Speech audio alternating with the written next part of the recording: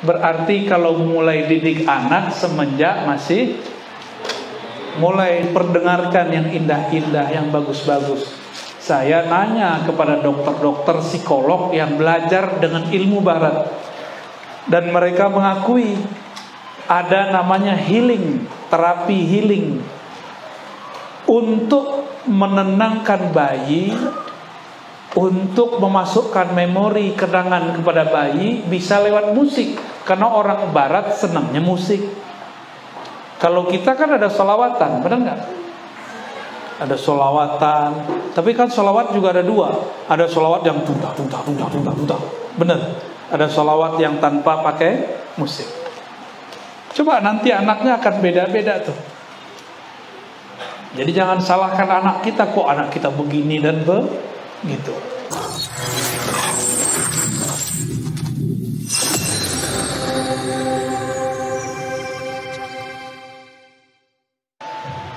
Dengan tawassul bin Nabi sallallahu alaihi wasallam wa tabarruk bi atharihi wa ilmi,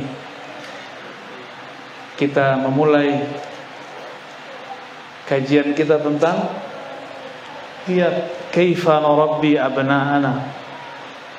Tentu kiai kita sudah lebih berpengalaman daripada saya, ya. Namun mungkin dari pengalaman itu kita buatkan kisi-kisinya, kiat-kiatnya. Kiat ini bukan berarti saya mengatakan berhasil, karena selevel Nabi Adam ada anak yang gagal. Siapa yang gagal? Habil atau Qabil? Qabil. Kurang apa Qabil? Qabil itu anak Nabi Allah, diajarkan ilmu tentang ma'rifatul asma, tapi dia kurang menjaga rahasia. Maka Nabi Adam tetap menunggu, siapa tahu ada anak berikut lagi. Di tahun ke-400 beliau tinggal di bumi. Jadi Nabi Adam umur 400 tahun, muncul lagi anak. Jadi Ummuna Sayyidatuna Hawa umur 400 di bumi, punya anak lagi. Lahirlah seorang namanya Syith. Siapa namanya? Dulu pernah nyampe ke sini Nabi Syith. Enggak tahu ya. Kalau Nabi Syith enggak pernah sampai ke sini, orang Madura pasti bisa lihat jin. Ada yang bisa lihat jin enggak? Ada yang bisa lihat jin? Man qala ra'aitul jinna faqad ata bi buhtanin azim. Itu kalam Imamuna Syafi'i. Siapa yang mengatakan aku lihat jin, dia telah bohong besar. Nabi Syith itu tugasnya, beliau nabi tapi bukan rasul. Kalaupun rasul mungkin masuk ke 313. Tugasnya adalah membuat baris hijab, batas hijab antara manusia dan jin. Kalau enggak, kita ketemu jalan itu kayak mau nabrak jin. Mau masuk rumah, tahu-tahu di genteng sudah ada jin. Halo, mau nggak begitu? Jadi jangan coba-coba belajar ilmu melihat jin, repot kita. Udah ditutup oleh Nabi Syith kok dibuka lagi, ya. Jadi dulu Nabi Adam, Habil, Qabil itu masih ngeliat jin. Lihat begini, ya. Samping-samping orang tuh, lihat dia. Mau nggak begitu? Mukanya macam-macam, wajahnya macam-macam. Mau? Jadi santri-santri jangan coba-coba belajar ilmu kasyaf jin, ya. Nanti jadi begini tak? Mau? Baik. Sayyiduna Adam pun belajar mendidik anaknya, karena di waktu beliau di surga belum punya anak, baru punya anak di mana? Di bumi. Maka Sayyiduna Adam alaihissalam pun belajar, berlatih. Kalau di kitab kan gampang, tinggal dibaca. Coba punya anak sendiri, bisa sabar gak? Ya. Kalau di kitab gampang, al-awwal tashihun niyyah. Ya kan? Itu yang pertama tuh yang mau saya sampaikan. Kiat mendidik anak supaya tidak panik. Pertama, tasihun niyyah, meluruskan niat. Anak itu jangan dianggap aset. Ya, ibu-ibu ya, bapak-bapak, nanti supaya jaga saya waktu saya udah tua. Gak boleh niat begitu. Nanti biar kalau saya sudah tua, dia bisa membelanjakan saya, menafkahkan saya. Ini niat tidak benar. Jadi niat punya anak bukan supaya anak balas budi. Punya anak itu tugas dari Allah Subhanahu wa ta'ala. Maka Allah memuliakan orang tua dengan kalam wawasainal insana biwalidayhi ihsan. Di surah Al-Ahqaf jelas sekali itu ayatnya. Luqman juga ada. Aku wasiatkan manusia agar ihsan terhadap orang tuanya. Didahulukan jar majrurnya, awalnya dia adalah objek, maudhu, maf'ulnya. Wawasainal insana, kami wasiatkan insan. Ini maf'ul pertama. Maf'ul keduanya biwalidai, pakai ba. Ba di situ menunjukkan makna serius, benar-benar terhadap orang tua, ihsana. Jadi kata ba tidak hanya jar majrur, tapi ba itu ada makna taukid di situ. Contoh, saya mengatakan lastu bikafirin, itu beda dengan lastu kafiran. Lastu kafiran, saya tidak kafir. Tapi kalau lastu bikafirin, saya benar-benar tidak kafir. Maka taukid itu tidak mesti pakai nun, tidak mesti pakai lam, bisa pakai ba. Tergantung uslub kata-katanya. Nah, ayat ini jelas, biwalidayhi ihsan. Berarti orang tua itu kalau boleh disebut wasiyatullah. Apa sebutan orang tua? Wasiyatullah. Jadi kita nih kalau udah punya anak, kita ini wasiat Allah. Anak amanatullah. Ya, anak ini amanah dari Allah yang dapat wasiat di situ. Nabi Adam punya orang tua nggak? Punya orang tua nggak? Nggak punya. Beneran? Orang tua fisik nggak punya, tapi orang tua rohani punya nggak?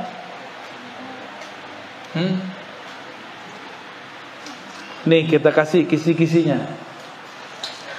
Sayyiduna Muhammad Abul Arwah, Sayyiduna Ahmad Ummul Arwah. Itu kaidah. Nabina Muhammad adalah Abul Arwah, bapaknya semua ruh. Bapak di situ bukan berarti dia kawin, bukan. Ini istilah aja. Sayyiduna Ahmad Ummul Arwah, Sayyidina Ahmad. Ini dia juga, cuma beda masa. Sayyidina Ahmad itu azali, disebut Ummul Arwah. Jangan terjemahkan ibu, terjemahkan induk. Induknya para arwah. Jadi Nabi Adam masih punya orang tua, tapi orang tua rohani, induk rohani. Ya, oke. Yang pertama harus kita lakukan apa? Tasihun niyyah. Bahwa anak itu bukan milik kita. Walaupun dihukum fikih, anta wa maluka li abik, rawahu Ibn Majah. Kamu dan hartamu milik orang tuamu. Itu versi fikih. Tapi dalam bab tauhid, bab akidah tidak. Lillahi ma fis samawati wal ard. Semua milik Allah. Suka-suka Allah. Bapak waktu punya anak itu bisa ngatur nggak Pak? Saya pengen cewek, Dapat cewek nggak Pak? Nggak bisa ya. Mukanya pengen mirip saya, bisa nggak? Nggak bisa ya. Artinya bukan kita yang mencipta si anak, bukan kita yang atur si anak. Maka hak si anak pulangkan kepada yang punya. Kita cuma dapat titipan. Kita ini cuma titipan. Enak jadi bapak atau ibu? Bapak. Enak jadi bapak apa ibu? Ibu. Sebenarnya dua-duanya salah. Kan bapak nggak pernah jadi ibu. Ibu pernah jadi bapak nggak? Itu pertanyaan jebakan. Masih mau jawab nggak? Tidak semua pertanyaan harus dijawab. Ada di Quran, hal ta'lamu lahu samiyya, tak perlu dijawab. Ya. Wala in sa'altahum man khalaqas samawati wal ard. Mereka jawab la yaquluna Allah, padahal enggak perlu dijawab. Kalau akhir surat At-Tin apa? Alaihissallah. Ya, perlu dijawab. Betul kalau ahlul qiraah bilang bala, padahal enggak perlu dijawab. Tidak semua pertanyaan mesti dijawab, ya. Jadi saya ulang pertanyaannya, enak jadi bapak atau ibu? Senyum aja ya. Laki-laki itu enaknya cuma sebentar. Ibu itu enaknya sepanjang badan. Serius. Ada yang ketawa. Tapi sakitnya juga sebanyak badan. Jadi berimbang. Maka perempuan itu jangan coba-coba disentuh, berbahaya. Ya, apalagi suaminya gak di rumah, jangan coba-coba dekati.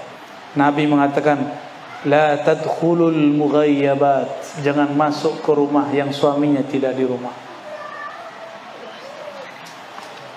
Jadi yang pertama apa? Tashihun. Iya, pulangkan bahwa anak adalah amanah dari Allah. Kita ini cuma alat titipan. Kalau dititip, gimana kalau kita dapat titipan? Kita jaga nggak titipannya? Kalau dapat wasiat dari orang tua, jaga wasiatnya. Ini yang wasiat Allah, gimana? Itu lebih serius lagi. Jika anak diwasiatkan tentang orang tuanya, apalagi orang tuanya, dia pasti diwasiatkan tentang anak-anaknya. Maka berkatalah seorang nabi, keturunan dari Nabi Ishak, ketika beliau hendak wafat. Nabi Ishak punya anak. Siapa anaknya? Nabi Ishak punya anak, satu doang. Siapa nama anak Nabi Ishak? Ya'qub. Nabi Ya'qub itu ayah dari Nabi Yusuf. Beliau mengatakan, jadi beliau nggak nanya pertanyaan-pertanyaan aneh-aneh. Beliau cuma bertanya, pertanyaannya mesti dijawab. Ma ta'buduna min ba'di. Apa yang akan kalian sembah setelahku? Jadi orang tua nggak nanya, nanti kalian sekolahnya apa nak, makannya apa nak, nggak ditanya begitu. Itu Allah sudah jamin. Tapi yang dikhawatirkan oleh Sayyiduna Ya'qub alaihissalam, apa yang disembah anak-anaknya ketika beliau wafat. Nah, kita begitu nggak? Ibu-ibu, bapak-bapak ini kalau anaknya minta doa, doanya gimana? Semoga lancar rezeki, gitu ya. Bener? Beda sama guru. Guru kalau doain murid, semoga engkau selamat dunia akhirat. Lebih cakep mana? Lebih tinggi sisi keorangtuaan guru atau orang tua biologis? Guru. Kalau orang tua cuma doain kamu sehat-sehat ya nak ya, lancar rezeki. Berarti dia nggak memikirkan husnul khotimah, suul khotimah, nggak memikirkan masuk ke kubur. Itu sebabnya kebanyakan orang tua hubungan kita cuma sampai hayat ini berakhir. Selebihnya hubungannya gurumu siapa? Mau jadi orang tua begitu? Maka jadilah orang tua seperti Nabiullah Ya'qub. Nabiullah Ya'qub bertanya, "Ma ta'buduna min ba'di?" Orang tua begini sekaligus jadi guru. Walaupun sekolah tidak tinggi, kita boleh bertanya kepada anak-anak. Cuma kalau bapak ibu ini bukan ustadz, ustazah, jangan ceramahin anak. Kan bukan berceramah. Untuk anaknya santri, dia bilang, kalau orang ini Madura bilang iya pak, gimana? Engge gitu orang Jawa. Hah? Eki, kayak nama temanku, Eki gitu ya. Hengki. Astagfirullah. Mohon maaf ya bu, susah mengulangnya. Harus kursus bahasa Madura ini ya. Hengki gitu ya. Sahih. Ya udah saya pakai bahasa Jawa deh. Engge gitu kan. Bener, kalau orang Jawa gitu nggak? Anaknya ustadz diceramain, untung anaknya ustadz santri, maka dia tahu adab kepada orang tuanya. Dia bilang, iya, baik, iya. Padahal orang tuanya ngomongnya belepotan gak jelas. Bukan ustadz, ustazah, tapi ceramain anak. Tapi kalau anaknya santri dia beradab. Kalau anaknya nggak santri, dia bilang apa? Cukup lah pak. Udah lama, saya juga tahu. Ada lagi yang parah, tiba-tiba dia kabur. Maknya lagi merem, nangis-nangis. Anakku, tahu anaknya udah pergi. Jadi kalau kita bukan ustadz ustazah, bukan muallim muallimah, jangan terlalu banyak juga nyinyir kepada anak, cerewet jangan. Berbicara seperlunya. Ya. Yang pertama kembali tashihun niyah. Maka Nabi Ya'qub karena dia meluruskan niatnya, dia tanya, apa yang kau sembah setelahku?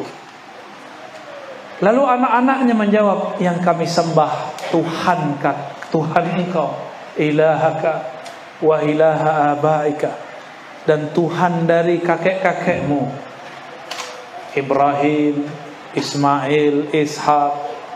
Itu jawaban anak-anak mereka. Itu anak-anak mereka dulu pernah nakal, buang Sayyidina Yusuf. Namanya anak-anak iri nggak? Nah, coba lihat tuh, iri-irian tuh. Ya. Biasa begitu anak-anak. Jangan kemudian ngeluh, kenapa ya anak saya begini? Biasa aja. Anak Nabi Ya'qub berkonspirasi, tahu konspirasi? Bersiasat, berkomplotan, ingin menjerumuskan, menzolimi adiknya sendiri. Nabi Yusuf emang begitu. Ternyata usut punya usut, beda ibu. Nabi Yusuf dan Bunyamin itu ibunya berbeda dengan saudara yang lain. Jadi anak-anak itu pasti ada kecemburuan, pasti ada cemburu, ya. Nanti dia lihat abangnya dimarahin, dia tidak. Abangnya nanti cemburu. Kok saya dimarahin, adek tidak? Gitu. Nanti cemburu. Padahal karakternya beda. Si abangnya bisa dimarahin, adeknya nggak bisa dimarahin. Bisanya cuma dicuekin. Beda anak, beda watak. Bisa request nggak pak kalau punya anak? Ya Allah, anakku wataknya kayak aku deh, gitu, bisa nggak? Nggak bisa. Kalau bisa saya bikin anak banyak-banyak pak.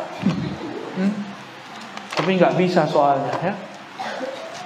Ini tasihun niyah. Yang kedua, sebelum punya anak ini kan tumbuh di rahim seorang ibu.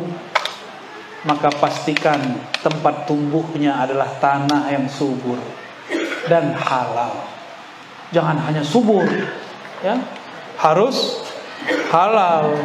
Kalau subur banyak nggak? Banyak yang subur, tahu-tahu udah belendung aja. Maryam zaman now, Maria hadzal asr, ya. Belendung aja perutnya. Itu kesaking suburnya. Ada orang nikah bertahun-tahun masih kempes saja, ya. Ada nggak? Ada orang nikah pengen punya anak, Allah nggak kasih. Ada orang belum nikah, Allah kasih anak. Pilih mana? Jangan pilih dua-duanya. Ya. milih salah satunya salah lagi ntar. Tayyib. Saya mau tanya, duren Madura sama duren Jawa rasanya sama nggak? Padahal bijinya apa yang beda? Tanahnya. Sudah pernah makan duren Sumatera belum? Sumatera, duren Palembang, duren Padang, duren Medan? Belum? Mau nggak? Duda keren. Mau? Bapaknya pasti cemburu ya. Duren ini asli duren. Bijinya sama. Taruh satu di Jawa, satu taruh di Madura, satu taruh di Bogor, satu taruh di Medan, satu taruh di Padang. Rasanya beda. Hasilnya beda. Bibitnya sama, tapi rasanya tumbuhnya pun beda. Kok bisa beda? Karena lain tempat tumbuhnya. Daerah Sumatera atau daerah Madura mungkin bagi sebagian tempat lebih panas, cocok dengan duren. Sedangkan tempat yang lain dingin, tidak cocok dengan duren. Ini contoh aja ya. Contoh duda keren. Ini yang disebut bibit. Jadi nggak salah juga orang dulu mengatakan bibit itu penting, nak. Ya. Bibit itu penting. Bisa nggak nanam jagung di atas kerikil? Ya. Nanam jagung tapi di tepi jalan aspal, tumbuh. Tapi hasilnya bagus nggak? Nggak bagus. Maka bibit ini perlu. Namun tidak lebih perlu daripada yang satu lagi. Fasfar bidatid. Meskipun jamal cantik, nasab bagus, nasab hasab, tapi lebih penting din. Apa arti din? Bukan agama, akhlak. Kalau agama status. Kalau agama orang Islam semua ntar. Bukan fazfar bidzatid din. Ad-din yakni al-akhlaq. Din di situ artinya saya jatuh cinta dengan fulan. Kenapa? Dia hafiz Quran. Belum tentu benar. Hafiz Quran belum cukup. Apa akhlaknya? Apakah adab dia adab hamalatil Quran? Itu baru dia punya din. Kawan saya, karena dia sudah bercerita, tentu saya boleh juga menceritakan ulang. Murid dari Mbah Yai Asrori, Kedinding, Surabaya. Benar Kedinding ya? Seorang pemimpin thariqah, ahli zikir, sangat tawadhu. Beliau punya murid, sahabat saya, tobat, udah nikah berkali-kali gagal. Maka datanglah kepada Mbah Yai Asrori. Mbah Yai, saya pengen nikah lagi, tapi sama yang soleha. Ditanya, soleha kayak gimana? Ya hafizah lah. Dia cuma hafiz kulhu wa makul a'udhul falak kul a'udhul bin nas. Mau cari yang hafizah al-Quran. Sekufu enggak? Sekufu enggak? Enggak. Bahaya suruh diem. Enggak restu. Enggak restu beliau.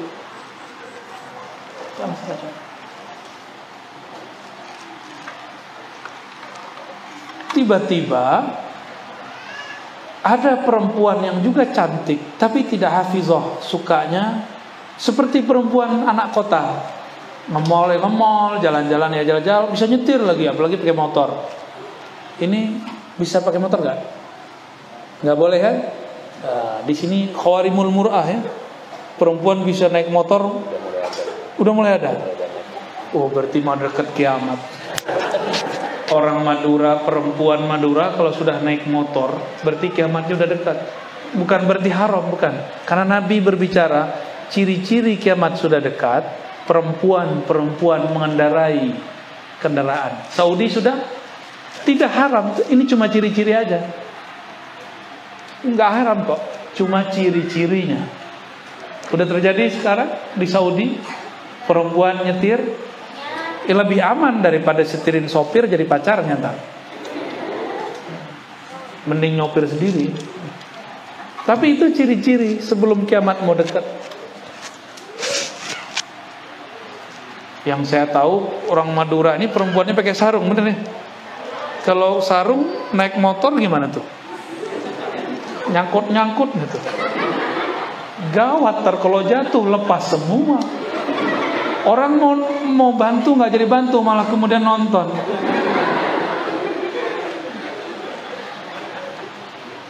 Aji mumpung.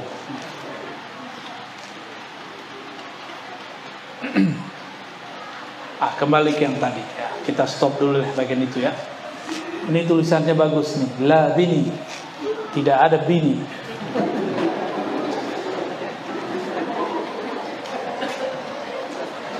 Jadi yang disebut fazfar bidzatid din bukan orang status agamanya apa, tapi akhlaknya bagaimana.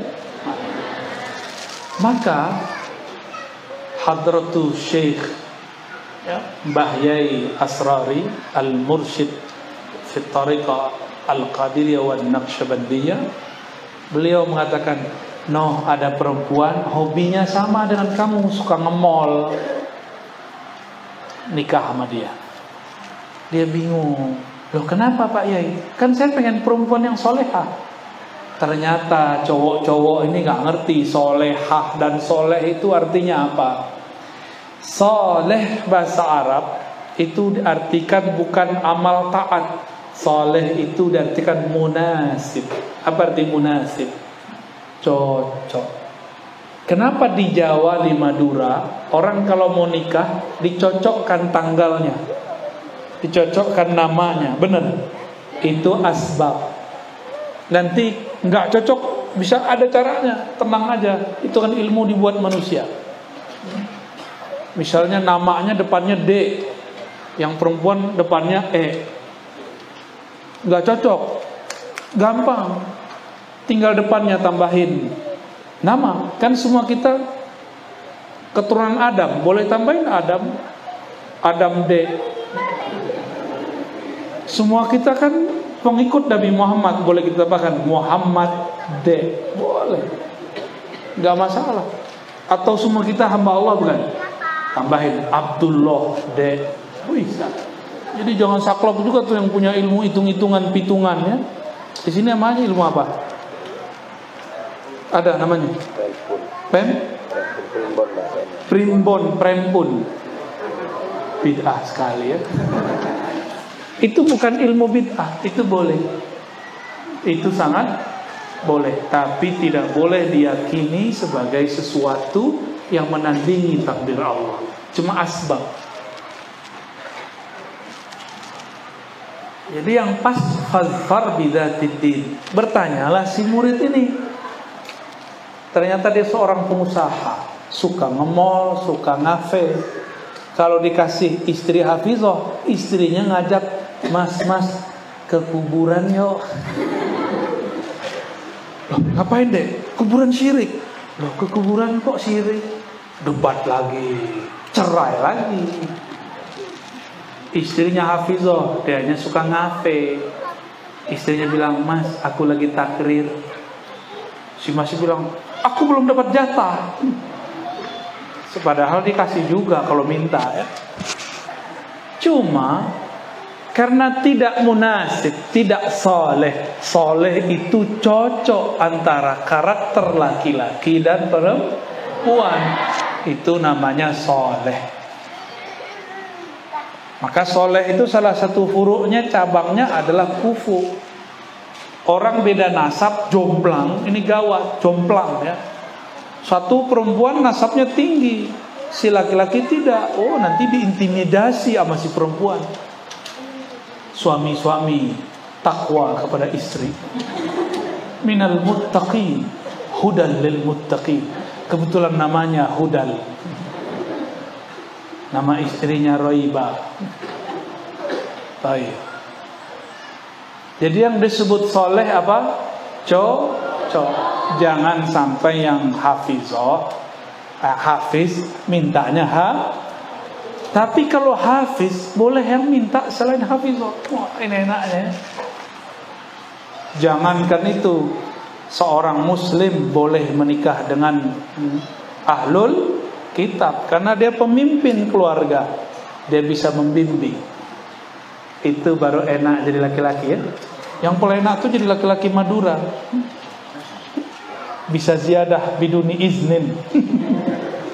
Enggak juga, golok nanti keluar di rumah ya. Keluar doang tuh motong bawang. Baik. Dan yang berikut yang penting adalah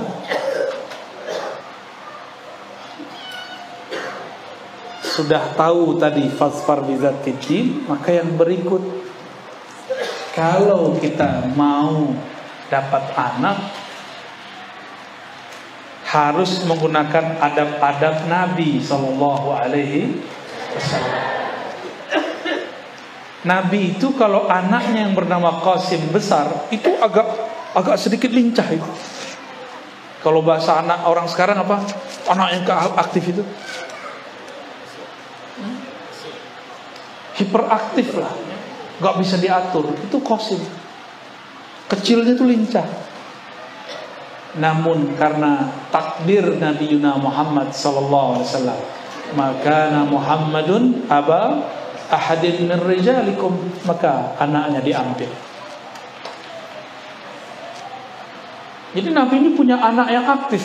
Nggak ada di Qasim, ada di anak Sayyidatuna Fatimah, Sayyiduna Al-Hasan, Sayyiduna Al-Husain. Ketika Nabi sedang khutbah, ini khutbah bukan ceramah, anaknya naik ke mimbar, anaknya bergayutan di kaki Rasulullah. Akhirnya Nabi turun dari mimbar, gendong anaknya lanjutkan khutbah. Sayyiduna Al-Hasan, Sayyiduna Al-Husain. Tapi saya heran kok di kitab fikih ini tidak dibahas. Kok di kitab fikih ini tidak dibahas? Seharusnya ada pembahasan itu di kitab fikih. Ya.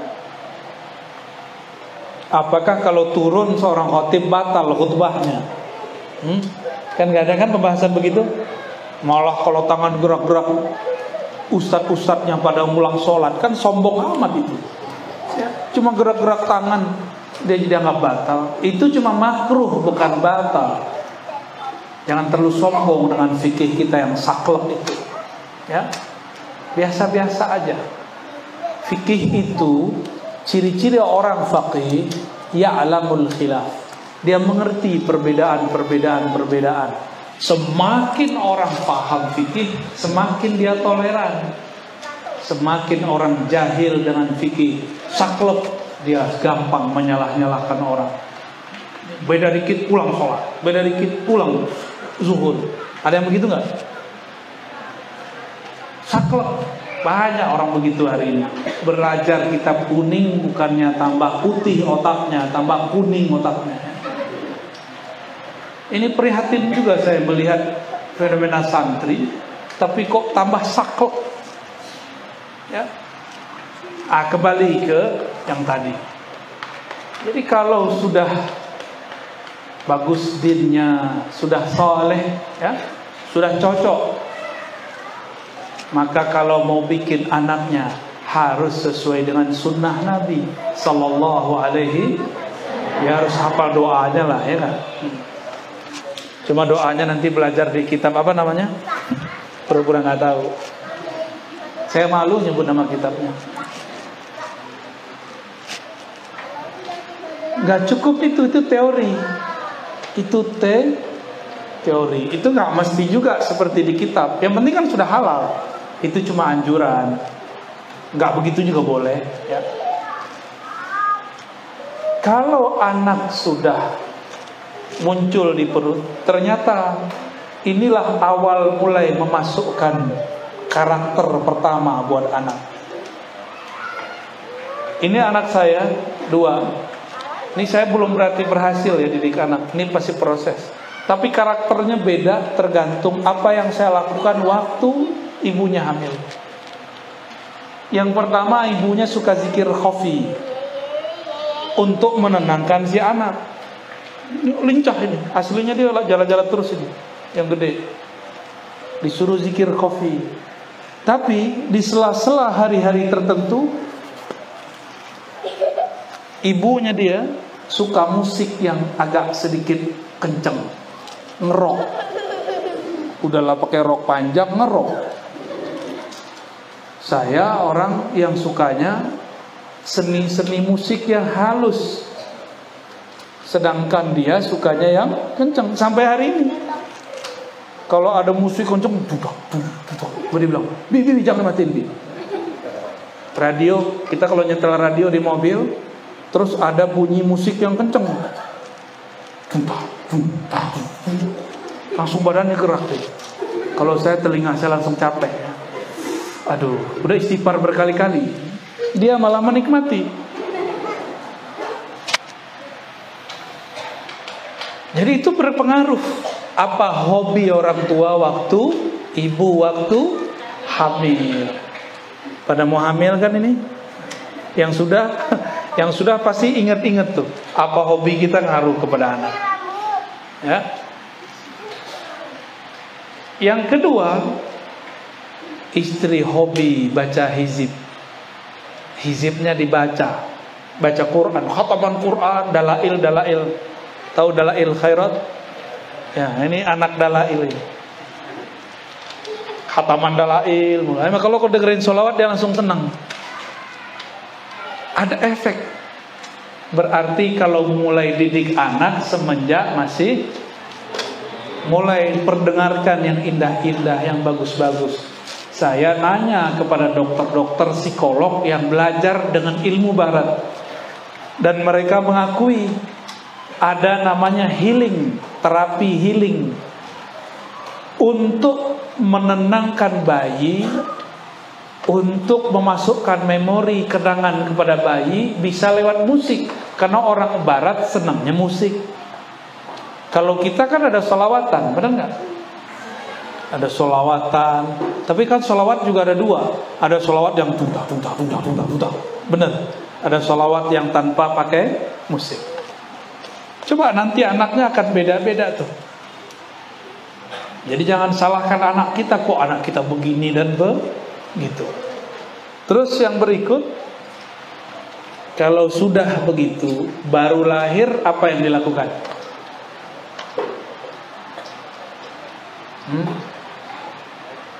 Diapain baru lahir? Diajak tarung. Wih, jagoan. Emang anak kambing bisa langsung berdiri? Yang bisa langsung berdiri anak apa? Anak kambing, anak kucing bisa langsung berdiri ya. Walaupun goyang-goyang. Saya nyaksiin kambing saya dulu lahir. Dulu saya juga anak yang suka merawat kambing, dan juga dulu senang sama anjing. Dulu seneng karena di kampung saya orang suka berburu. Kita nggak suka burunya, suka yang dijadiin buruan. Tuh anjing tuh, sama kemana-mana suka bawa anjing dulu. Kita jaksin anjing lahir, kucing lahir, itu langsung bisa berdiri. Ini waktu lahir langsung bisa berdiri kan? Oh, jangan-jangan Ustadz Badrul Tamam bisa langsung berdiri kali? Enggak. Hah? Ada yang bisa langsung berdiri. Ini ada yang santri. Dulu waktu lahir ingat gak?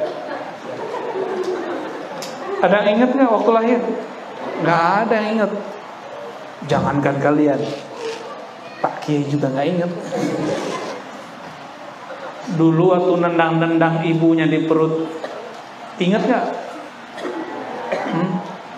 Ingat?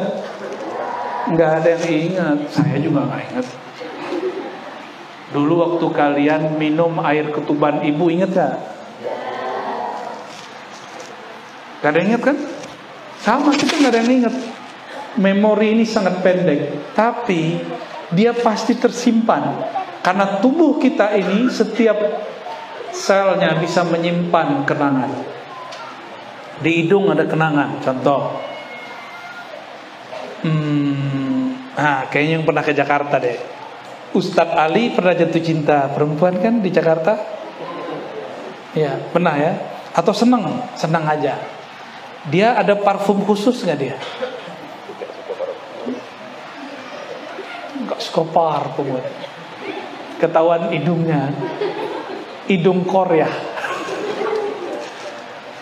Kata Ibnu Qayyim dalam kitab Raudhatul Muhibbin, kitab ini aman dibaca. Hidung itu punya memori terhadap aroma bau. Bau ketek. Wah, ketek dia nih. Bau apa lagi? Bau parfum.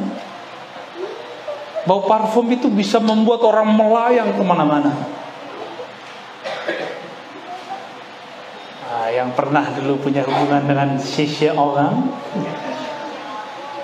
pasti kalau dekat-dekat sama dia, entah bau ketek, entah bau apa itu semerbak baunya akan tertanam di sini, nggak akan hilang. Udah 5 tahun, tiba-tiba ada orang lewat, parfumnya sama. Ingatan kita bukan orang itu, tapi kepada orang yang dulu kita pernah bertemu. Hidung ini punya kenangan. Jadi cara mengingat tidak hanya otak. Nah, ini tips belajar cepat. Belajar menghafal tanpa perlu pakai otak. Gimana caranya? Menghafal dengan semua tubuh kita. Gimana caranya? Orang itu akan menyerahkan dirinya kalau sudah senang dan cinta. Cintai guru, maka semua gerak guru akan tersimpan di tubuh kita. Ya, yang belum cinta sama gurunya, oh susah. Susah hafalnya, susah ntar. Apalagi gurunya galak.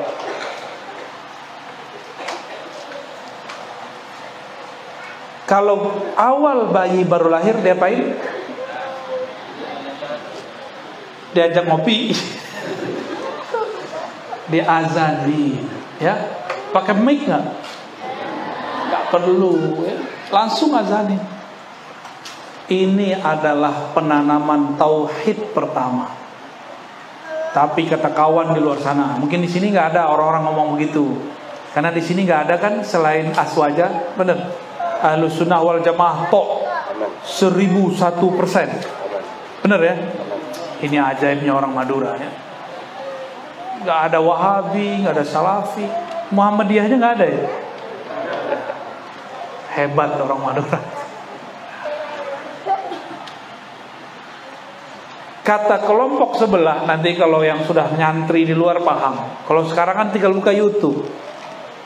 Bener.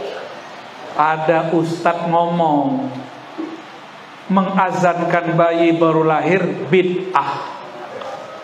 Kenapa bid'ah? Hadisnya dhaif. Tahu hadis dhaif? Hadisnya lemah. Siapa yang melemahkan? Oh, imam dia. Saya nggak usah sebut namanya. Ntar jadi pergunjingan ya. Ternyata kita cek, dibuka periwayat kitab ini, namanya Imam Tirmizi. Siapa nama imamnya? Orang Madura nyebutnya Turmuzi atau Tirmizi? Ada yang nyebut Turmuzi? Turmuzi, boleh, itu sah. Cuma kurang populer. Itu nama kota di Uzbek, namanya Tirmiz, bukan Turmuz. Ya, karena itu ismul alam, tidak ada qiyasnya, tidak ada wazannya. Kan nggak bisa Tarmaza, Tirmizi, Turmuz, kan nggak bisa kan? Nggak ada, itu kaidah baru keluar barusan, dan itu bid'ah ya. Imam Tirmizi nulis kitab Sunan Tirmizi di bab Kitabul Aqiqah. Hadis pertamanya tentang Nabi azana fi uzunil maulud. Nabi mengazankan di telinga bayi baru lahir, yaitu Sayyidina Al-Hasan atau Sayyidina Al-Husain. Nabi berazan. Jadi Nabi gak pernah azan dalam riwayatnya untuk sholat. Nabi azan ketika bayi baru lahir. Suara saya gak bagus, kan gak penting suara bagus. Yang penting bisa azan. Maka kalau punya suami harus bisa azan. Ada kalimat penting di situ, Allahu Akbar, Allahu Akbar, asyhadu an la ilaha illallah, asyhadu anna Muhammadar Rasul. Yang paling aneh, kok dipanggil hayya 'alas sholat? Kan si anak belum bisa sholat. Gimana dong? Hah? Si anak itu udah sholat, cuma kita yang nggak tahu. Sholatnya bayi itu ngeak-ngeak, itu dipanggil Allah itu. Ya Allah lapar, ya Allah lapar. Allah kirimlah orang tua, orang kirimlah ibu. Maka ayah ibu itu utusan Allah untuk anaknya, disebut wasiyatullah. Itu sebabnya durhaka kepada orang tua sama dengan durhaka kepada Allah. Itu baru orang tua fisik. Gimana orang tua batin, yaitu guru rohani? Durhaka kepada mereka pasti su'ul khatimah. Nauzubillah min dzalik. Jadi pertama kali diazankan, inilah yang disebutkan dalam satu riwayat, alimu auladakum la ilaha illallah. Walaupun hadisnya tidak sampai derajat sahih, tapi maknanya sahih. Ajarkan anakmu pertama kali kalau baru bisa ngomong la ilaha illallah. La ilaha illallah bahasa Arab atau bahasa apa? Terserah. Karena bayi itu menangkap rasa, pakai perasaan itu bayi. Bunyinya la ilaha illallah boleh, pakai bahasa Madura boleh, bahasa Indonesia boleh. Dalam satu riwayat walaupun tidak populer, ketika hujan turun ada seorang sahabat, bahkan disebutkan riwayat itu sahabat Rasulullah di masa Nabi hidup. Itu sahabat ketika bayinya digendong, hujan turun, apa kata dia? Wahai anakku, saksikan Allah menurunkan hujan. Padahal anaknya belum ngerti juga. Biar jadi memori masuk ke telinga anak. Tapi jangan banyak-banyak, jangan ceramain bayi. Dek, nanti kalau kamu dewasa, anaknya nggak ngerti. Sama dengan anak kelas 1, diajarkan pakai pelajaran kelas 3, nggak bisa. Dan yang terakhir, al-mar'u ala dini khalilih. Seseorang itu dinnya, akhlaknya tergantung khalilnya, temannya, lingkungannya, pesantrennya, sekolahnya, kampungnya, kawannya. Maka kalau anak kita mulai dewasa, mulai gede-gede, pilihkan bagi anak komunitas, tempat ngumpul, tempat main, tempat belajar, orang-orang yang baik. Kalau anak sudah kenal enak asiknya berteman, maka ajaran orang tua cuma 30% masuk, 70%-nya ajaran kawan. 70%-nya ajaran kawan. Kalau masih kecil anak ikut kita, tapi kalau anak sudah mulai kenal kawannya, dia ikut kawannya lebih banyak daripada orang tua, gengsi ikut orang tua. Maka ini yang paling penting, itu kiat paling inti. Al-mar'u ala dini khalilih.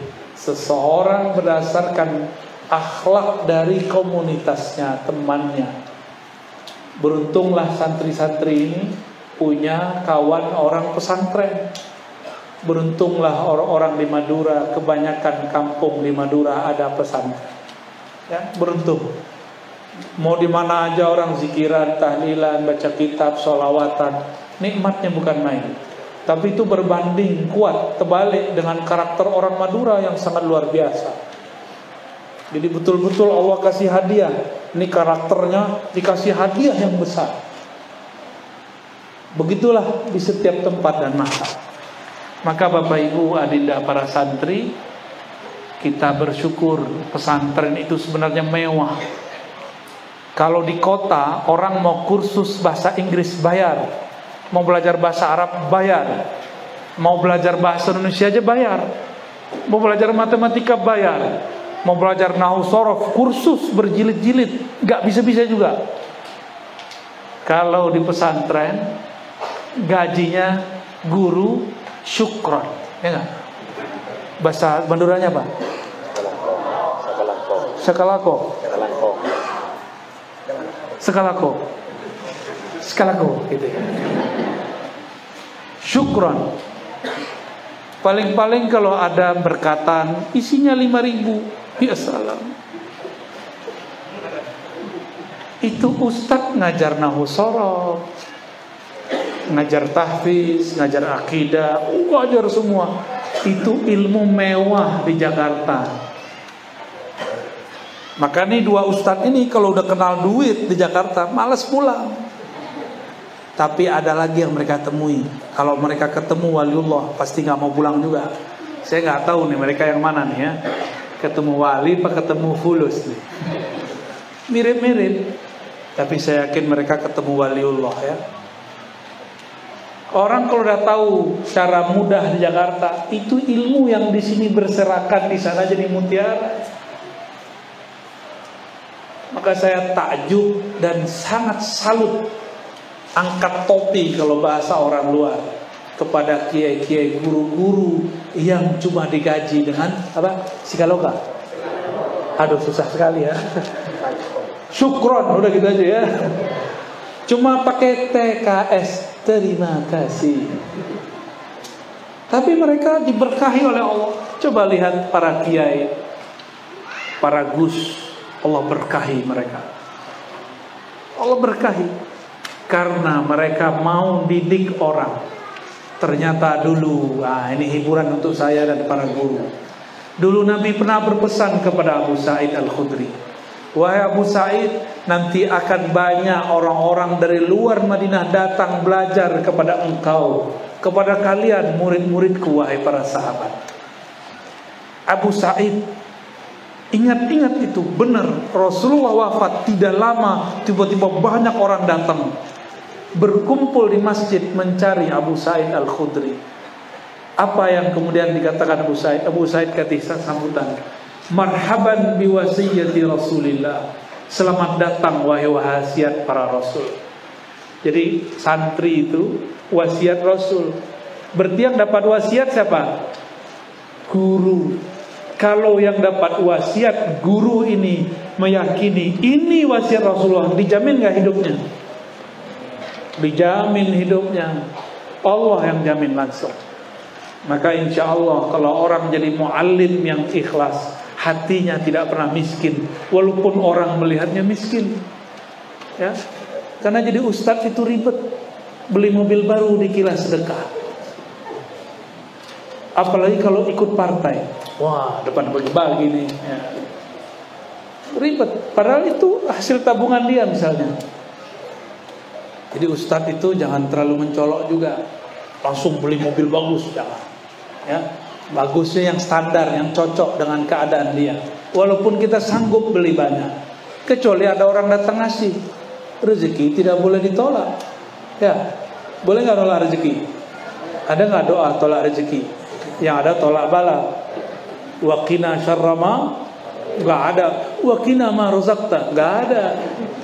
Itu salah doa itu orang. Mursyidnya sepertinya iblis ya. Baik. Yang paling penting tadi apa? Al-mar'u ala dini khalid. Ustadz itu kalau nggak ngumpul sama orang ikhlas sama. Ustadz itu juga ada gap-gapnya, ada kelompok-kelompoknya. Ada ustadz ngartis. Dia bukan artis, gayanya doang. Kalau artis ditarif nggak? Tarif. Tuh, kalau udah mulai narif-narif, itu udah ngartis namanya. Itu pantangan para kiai, benar gak Pak Kiai? Pantangan kiai. Namanya manusia, mau kiai, mau ustad, mau wali, senang dikasih duit. Apalagi duitnya akeh banyak, benar gak? Seneng. Kalau bisa di atas honornya artis. Tapi gak boleh ngomong, gak boleh bilang saya ngajar sekian, bayar sekian, gak boleh, itu haram hukumnya. Kalau kecuali ngobatin orang, obat ya, kalau ngobat ngeruqyah boleh pakai tarif. Padahal lebih mulia jadi guru daripada peruqyah. Karena saking mulianya tidak boleh pasang tarif, karena dia mulia tak ternilai. Gak ada cara untuk menilainya. Semoga guru-guru kita dijaga keikhlasannya oleh Allah. Semoga jamaah murid-muridnya suka memberi hadiah. Amin ya rabbal. Allahumma shalli ala Muhammad. Fadhal.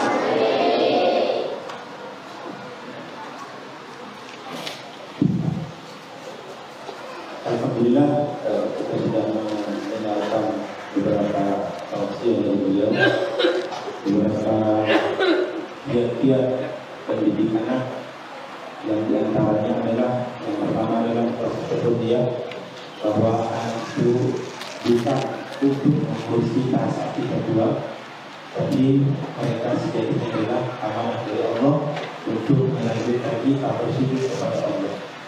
Kemudian yang kedua adalah mencari ladang sawah yang pas. Jadi kalau mengikuti tentang padi. Jadi di sini Ustaz, kalau ada sawah itu ada yang di tempat tinggi juga boleh ditanamin padi, dikatakan bagus. Jagung. Padi. Enggak, kalau tinggi di atas boleh. Di atas boleh. Ya, kemudian selanjutnya adalah kita mengikuti Rasulullah SAW. Kemudian yang tidak kalah pentingnya adalah memperhatikan kawan-kawan dari anak kita. Anak kita berkawan dengan siapa? Karena 70% dari watak anak itu dipengaruhi oleh teman-teman. Itu kira-kira sebulan dari dalam beliau pada sore ini. Kemudian selanjutnya silakan untuk sesi pertama kami silakan untuk 3 penanya. Silakan. Ya, yang pertama dari Lora Muhammad Fawad Rahman, kemudian dari Lora Anil Faid. Selanjutnya silakan. Oke, silakan. Dimulai dari Lora Muhammad. Lora Gus.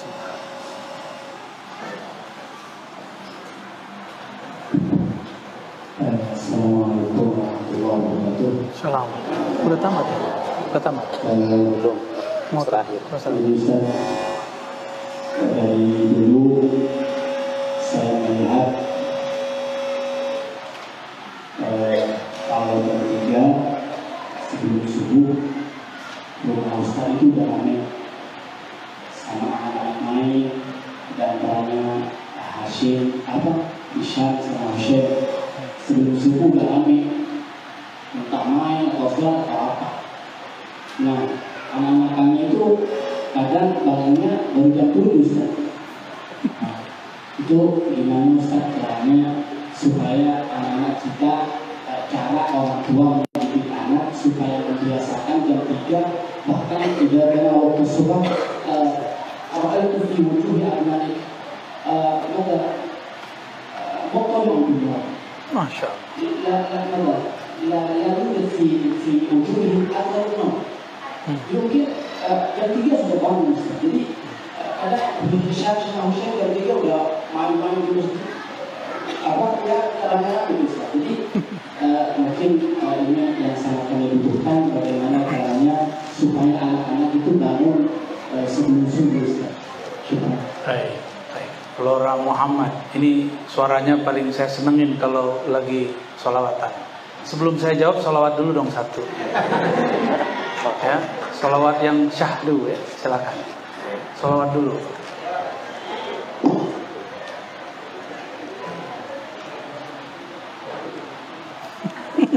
Tembak langsung. Ya Rabbatul mada naqul wa fi qad halla rasul wa kulluna narjul usul li Muhammadin nabiyina wa kulluna narjul usul li Muhammadin nabiyina. بشرى لنا إن القرآن زال على وفرهنا بشرى لنا إن القرآن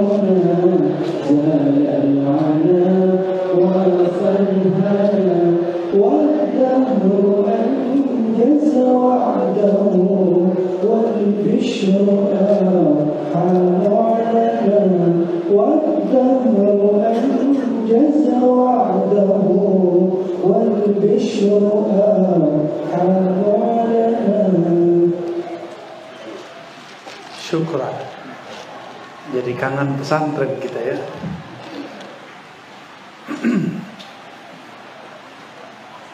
Tahaddus bin ni'mah, saya mengamalkan sholat witir dan menjadikan itu wajib. Jadi bagi saya sholat witir wajib, sholat 5 waktu fardu, tetap 5 waktu yang fardu. Dari mana? Dari kalam Sayyidina Nabi SAW. Apa kata beliau? Autiru walau biraka'ah, berwitirlah meskipun 1 rakaat. Dan Imam Bukhari meriwayatkan dalam Sahih Bukhari dan Muslim, Nabi tidak pernah meninggalkan witir hatta wa huwa ala rakib, ya, ala rikabi, ya, wa huwa yarkab rikab. Jadi ketika Nabi masih di atas kendaraannya, itu beliau juga masih sholat witir. Maka kita membedakan wajib dengan fardu. Wajib di situ sesuai dengan tadi, pengen usul kan? Autiru fa innallaha yuhibbul witra. Berwitirlah, Allah suka dengan orang yang witir. Kalau Allah sudah suka sama kita, kita pengen apa, Allah kasih gak? Ini ibu-ibu kalau sudah disuka sama bapak-bapak, mau apa aja dikasih gak kalau punya? Dia pengen rumah, kasih. Pengen motor, kasih. Kalau ada. Kalau nggak ada, kasih videonya aja nih. Emang begitu. Kalau sudah senang sama anak, kita sayang. Anak pengen makan apa, dikasih kalau punya? Dikasih. Kalau sudah senang. Kalau Allah sudah sayang sama kita, maka kita mau apa juga dikasih. Itu satu. Itu keberkahan. Dan itu amalan saya ambil dari Syekhuna Ali Mustafa Yaqub. Jadi itu amalan beliau yang diijazahkan kepada kami untuk memperkuat hafalan. Tapi dalam perkembangannya saya mendapatkan rahasia-rahasia lain. Ini juga rahasia bagi para muallim, duat, khutbah dan hafiz. Jika ingin menjadi da'i ilallah, maka harus punya waktu berkhalwat, bersepi-sepi, bersunyi-sunyi hanya dengan Allah. Nanti ketika dia bertemu masyarakat banyak, umat yang banyak, dia biasa aja udah. Karena dia sudah biasa dengan yang maha besar. Selain Allah terasa kecil. Mau dipuji 1000 orang, mau dibenci 100 orang, sama aja. Karena bagi dia hasbunallah wa ni'mal wakil, cukup Allah saja. Cukup Allah. Ini kalau orang sudah biasa berkhalwat, dia khalwat dari dunia, dia tinggalkan sibukan dunianya. Tidur itu duniawi. Kita kalau tidur 8 jam sehari, sebulan jadi berapa? 8 kali 30 kali 12, umur sudah 30-40 tahun. Berarti udah berapa lama kita tidur dan hasilnya gak jelas. Makanya Allah kemudian memulai risalah, kualitas kenabian Nabi Muhammad itu diperkuat dengan kualitas risalah. Caranya, wahai muzammil, wahai orang yang berselimut, qumil laila, bangunlah malam hari, meskipun qalila, meskipun sedikit. Kata laila inilah yang menginspirasi Imam Abdurrahman Al-Jami. Muncullah kalimat laila majnun. Itu dari sana, dari surat ini. Laila Majnun. Wah, itu panjang ceritanya. Kita nggak usah cerita Laila Majnun dulu. Lalu anak-anak itu nggak boleh diancam. Kalau apalagi laki-laki, anak-anak itu dikasih reward. Anak soleh bangun, gitu. Jadi cara bangunannya ada anak itu senang dipuji, anak ganteng bangun. Kalau si abang senang dipanggil anak soleh, kalau si adek senang dipanggil anak ganteng. Husain ganteng gitu. Dan jangan coba-coba bilang dia jelek, itu gelas aja terbang itu. Ini kejadian waktu kita nginep di Surabaya kemarin di hotel. Abangnya bilang, kamu jelek. ngomongnya 7 kali. Gelas di depan dia plung terbang. Beda gaya. Jadi kalau bangunin yang anak ini mungkin dengan memuji dia, anak soleh, anak baik, anak keren. Apalagi si anak suka kartun yang baik. Itu tinggal dibilangin, sebutin kartunnya yang lucu-lucu itu. Sahabat Doraemon, gitu boleh. Doraemon udah bangun tuh. Doraemonnya gak pada tidur. Apalagi kalau dapatnya kartun-kartun indah, Muhammad Al-Fatih, Salahuddin Al-Ayyubi. Apalagi sebelum tidur si anak minta cerita. Ini untuk bapak-bapak, ibu-ibu, harus jadi orang pinter bercerita untuk anak-anak. Jangan main handphone mulu, anaknya minta cerita. Taruh handphonenya kalau anaknya minta cerita. Anaknya nanya ngobrol. Apalagi anaknya bilang, cerita dong Bi, cerita dong ya, cerita dong Bu. Cerita kita. Mau cerita apa dek? Tanya dia mau cerita apa. Atau kita mengajukan, mau dengar cerita Nabi gak? Mau dengar cerita ini gak? Anak-anak yang dulu waktu kecilnya diceritakan dongeng atau kisah oleh ayahnya, nanti saat besar bisa duduk di tempat kursi seperti ini. Saya maksudnya, saya ini produk cerita kancil, Torikot Kancilia. Jadi ayah saya kalau saya mau tidur saya panggil, Pak, cerita kancil dong. Cerita bapak saya tentang kancil. Cerita bener kancil. Jadi yang masuk ke dalam pikiran saya tentang kancil mencari bulan. Gak ketemu-ketemu. Besok minta lagi si Pandir dan kancil. Besok si Kabayan. Besok macam-macam. Karena bapak saya bukan ulama, bapak saya cuma Pak Lurah, tapi senang beragama. Cerita Nabi apal, tapi kan kita sudah keseringan dengar cerita Nabi. Pengennya unik-unik, yang bisa berubah-ubah, bisa terbang-terbang. Anak kecil kan suka begitu. Kalau perempuan mungkin lain lagi. Jadi Bapak Ibu, kalau anak minta cerita, itu kesempatan membentuk anak. Sampai sekarang Bapak Ibu senang cerita gak? Kalau khutbah gak ada ceritanya, hambar gak? Kalau ada berita, gak ada kisahnya gimana? Gak seru. Sampai sekarang Bapak Ibu, kalau ada maulid Nabi, terus tidak ada ustadz yang bercerita, asik gak? Yang asik itu maulid kalau ada ceritanya. Karena Quran itu berisi cerita. 1/4 ayat Quran itu cerita semua. Cerita masa lalu, cerita masa depan, cerita kekinian. Cerita tentang bumi. Wasyamsi wa duhaha, bagi saya itu cerita. Allah bercerita tentang matahari dan duhanya. Baik. Jadi gimana caranya bangunin anak dengan panggilan yang dia suka? Gak mesti dia sholat, cukup dia bangun aja. Kita bangun, anak-anak bangun, nanti dia bangun sendiri. Itu enaknya kalau di pesantren. Dulu kan masih di pesantren ya.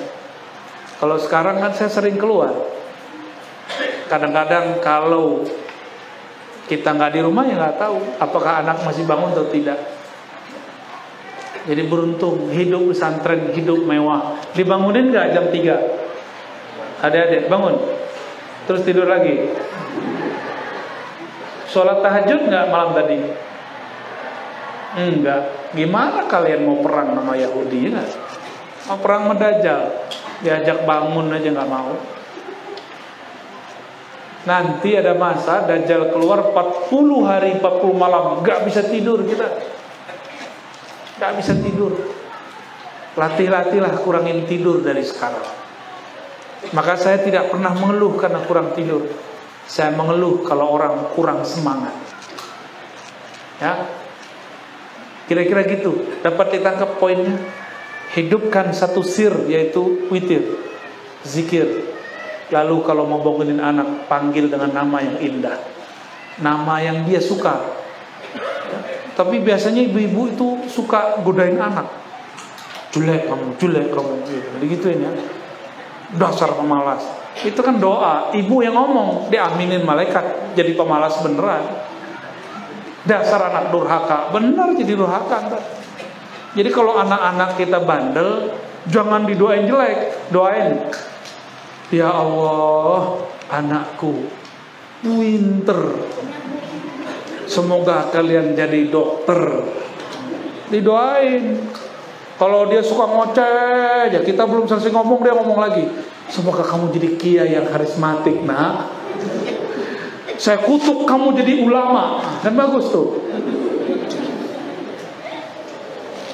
Jangan kutuk-kutuk jadi kodok kamu.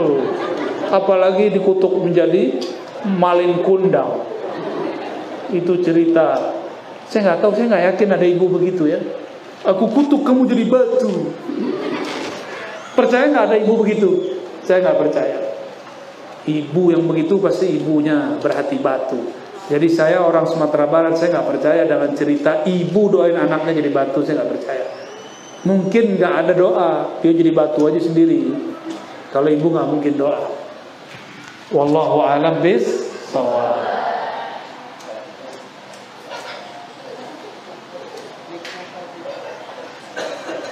Nah, pakai ini.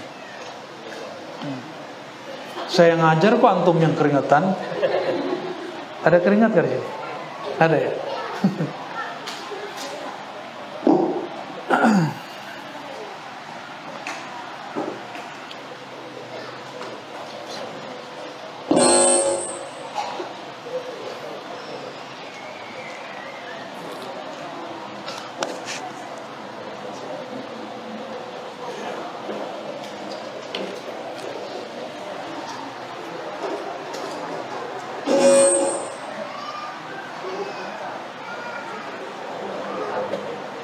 خلاص بهذا بس. Terima kasih dari jawaban untuk pertanyaan yang menurut saya ini adalah pertanyaan yang paling optimis, karena belum punya anak sudah nanya kiat-kiat mendidik anak. Semoga Allah segera memberikan anak. Punya bini dulu. Pertanyaan selanjutnya dari Bapak Anil Farid dari Persilakan. Bismillahirrahmanirrahim. Assalamualaikum warahmatullahi wabarakatuh. Assalamualaikum. Terima kasih atas waktunya. Saya ingin bertanya yang pertama, apakah konsep ibda' binafsik berlaku kepada orang tua yang perlakuannya tidak sesuai dengan adab, akhlak atau bahkan syariat, dengan dalih supaya anaknya kelak tidak sama dengan orang tuanya?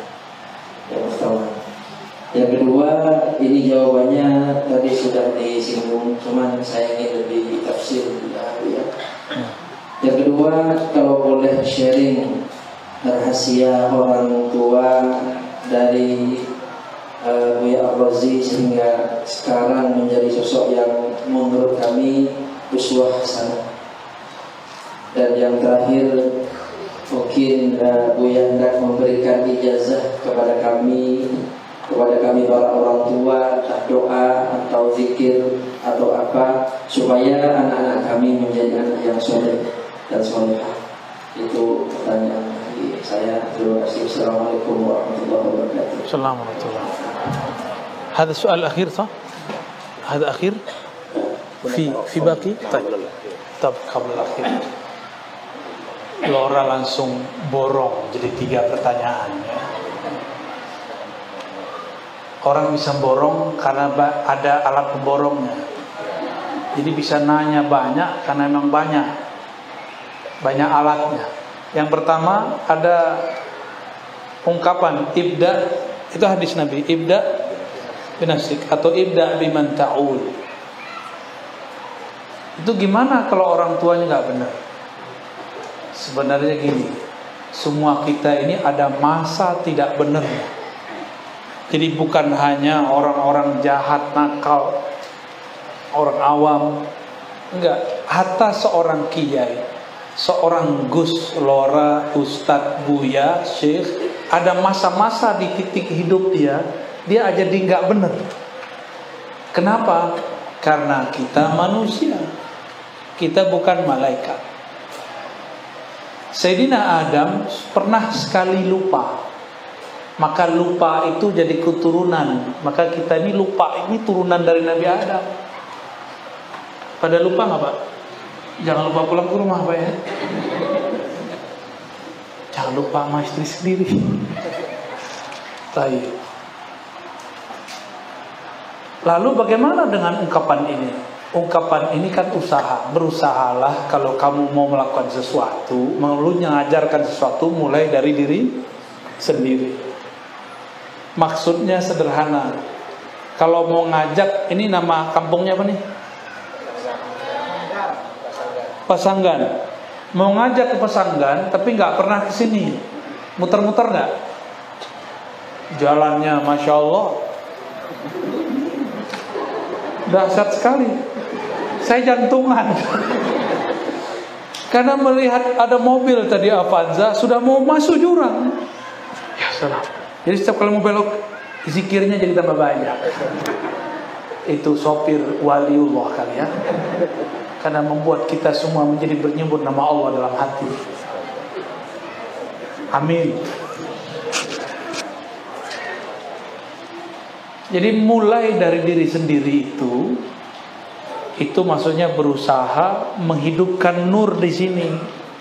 Tempuh dulu jalan, baru orang ajak ke jalan itu. Saya pernah cerita dulu, kita mau ke Baduy. Baduy itu di daerah Banten. Orangnya pakaiannya masih pakaian orang 100 tahun yang lalu. Dan kakinya nggak pakai sendal. Kebayang orang lama. Saya turun dari kereta api, nanya ke orang-orang, mau ke sana naik apa? Wah, bisnya udah nggak ada Pak. Terus gimana? Pakai angkot aja sewa. Maka kita carilah angkot. Angkot di sini sama angkot. Taksi. Oke. Saya carilah sopir taksi. Pak sopir, tahu Baduy nggak? Saya sebut nama daerahnya. Oh, tahu. Yaudah, tolong antar kita. Diantarlah sama dia. Jam 5 sore masih terang. Jalan. Kawan kita pakai GPS. GPS-nya menjadi kacau. Nggak tahu kita dibajak ke alam mana. Mungkin dimasukkan ke alam Jabarut. Lalu menjadi carut marut. Tadinya cuma 3 kilo mau nyampe, dia ajak sudah 7 kilo menjauh daripada. Itu pun kami yang jadi penumpang, tapi kami yang dorong taksinya ketika naik. Taksinya nggak sanggup mendaki. Pas mendaki, terpaksalah kita turun. Kita yang bayar, kita yang non-dorong. Itu sopir taksi paling hebat sedunia ya. Akhirnya saya tanya, Mas, kamu ngerti jalan gak sih? Saya sebenarnya belum pernah ke sana Mas. Nah inilah nasib dai-dai, ustad-ustad, kiai-kiai ngajak kepada Allah tapi belum ketemu Allah. Ngajak ma'rifatun Nabi tapi rindu Nabi belum ada. Ngajak zikrullah tapi gak pernah latihan zikir. Ngajak anaknya jadi soleh, dirinya belum soleh. Kira-kira begitu ya. Kita ini kan gak ada yang benar-benar soleh, termasuk saya. Kita sedang berusaha menjadi orang soleh. Ini menjambung yang nomor 3 tadi jawabannya. Saya bukan orang sempurna Bapak Ibu. Aib saya banyak, dosa saya sangat menggunung, bahkan mungkin melangit. Maka setiap istighfar itu saya selalu nangis, karena saya merasa dosa saya banyak. Tapi kadang-kadang kita sembunyiin, kita nggak mau istighfar depan orang. Saya menyimpan rasa hina itu di dalam diri sendiri. Maka saya pun sampai hari ini masih memperbaiki diri setiap saat. Karena ayatnya menyebutkan qad aflaha man zakkaha.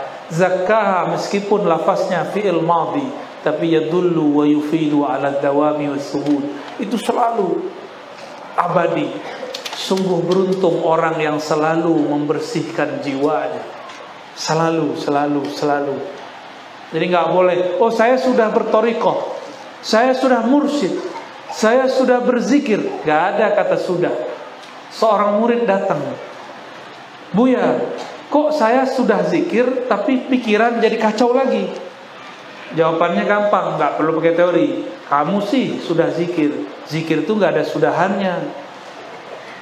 Zikir itu zikron kathir, sebanyak-banyaknya. Nggak ada namanya orang sudah berzikir.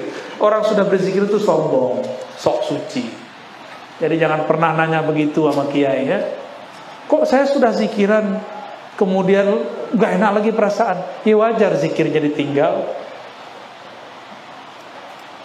Alhamdulillah kami punya ayah cinta ulama dan khidmah kepada seorang wali namanya Maulana Syekh Muhammad Nuruddin An-Naqsyabandi Al-Khalidi. Tapi bacaan saya torikotnya lain.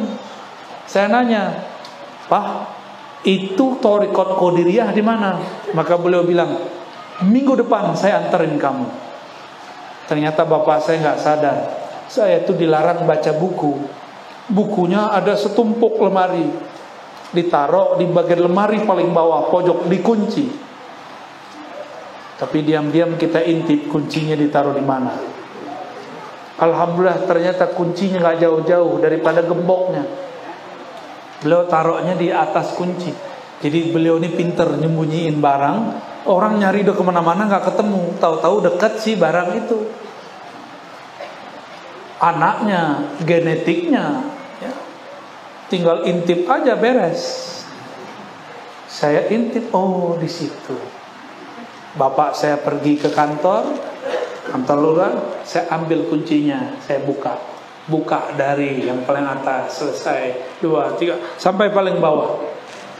Ternyata itu kitab bacaan para mursyid, dibaca oleh orang umur 11-12 tahun. Ini berapa tahun umurnya? Udah berapa? 13? Udah mandi wajib? Yang belakang sudah mimpi ya? Udah ihtilam. Umur kelas 1 sanawiyah. 1 sanawiyah, kelas 2, kelas 3 itu saya mengkhatamkan buku-buku itu. Bacaan yang dilarang kecuali seorang mursyid. Kata orang baca buku tasawuf gila. Coba, ini gila gak? Gila gak? Gila apa waras? Kalau saya gila, yang dengerin lebih gila lagi. Allahumma salli ala Sayyidina Muhammad. Ayah saya dulu suka bawa saya ke ulama. Itu rahasianya. Bawa ke majelis. Bukan hanya majelis maulid, tapi majelis ngaji kitab. Walaupun sampai di sana saya tidur. Gitu. Jadi bawalah anak-anak kita ke ulama. Gak mesti didoain, mandang aja cukup. Apalagi kalau dapat doanya, ya. Apalagi kalau dapat tahniknya. Kalau saya gak menahnik ya, karena saya sendiri tahu diri kita ini banyak dosanya. Maka walaupun sunnah mentahnik anak, tapi saya tidak berani mentahnik anak. Jadi zurul ulama, ziarahi ulama, bawalah anak-anak. Jangan ujuk-ujuk langsung masuk pesantren.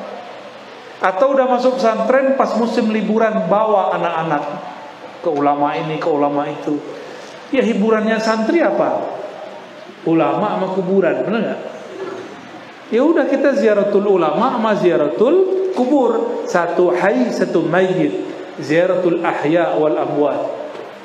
Rasakan nanti efeknya luar biasa kepada anak. Ini saya ambil dari Sayyiduna Muhammad SAW. Nabiuna Muhammad SAW waktu kecilnya diajak ziarah oleh ibunya. Kemana diajak ziarah? Ke ayahnya. Benar? Ziarah ke kakeknya. Semuanya ziarah. Jadi Nabi itu adalah Nabi, pemimpin Sayyidul Kuburiyin. Di sini istilah itu nggak populer ya. Di Jakarta kita kalau ziarah kubur dituduh penyembah kubur. Mereka buat istilah kuburiyun. Jadi jangan kaget ya orang Madura nih. Ini punya gelar nanti di Jakarta. Kuburiyun. Halo kuburiyun. Gimana? Mau nggak disebut kuburiyun? Ya nggak apa-apa. Emang kita cinta kubur, bakal masuk ke dalam kubur. Sayyiduna Nabi SAW suka ziarah kubur sedari kecil, diajak ibunya. Maka ajak anak kita ziarah kepada yang hidup, begitu juga kepada yang mati. Insya Allah nanti anaknya cinta ulama, jika beruntung jadi ulama. Wallahu a'lam bishawab. Oh, udah. Selanjutnya pertanyaannya